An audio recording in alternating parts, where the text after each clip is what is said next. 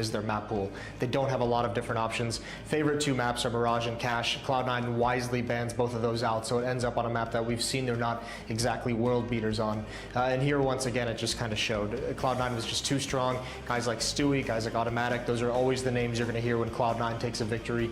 They were so aggressive on the map. They controlled things perfectly. Godsent managed to claw their way back kind of into contention, but Cloud9 slowed down the pace a little bit and were able to close out that match. Later in the day we had the Pentaverse, and it was a very close affair up until the very end, but Mousesports did just manage to edge out Penta and qualify for the major.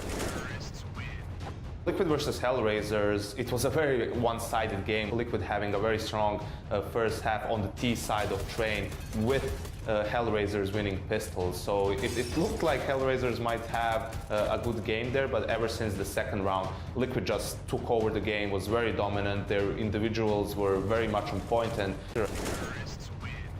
Liquid versus Hellraisers, it was a very one-sided game. Liquid having a very strong first half on the T side of Train, with Hellraisers winning pistols. So it looked like Hellraisers might have a good game there, but ever since the second round, Liquid just took over the game, was very dominant. Their individuals were very much on point, and it just seemed like Hellraisers were out of it.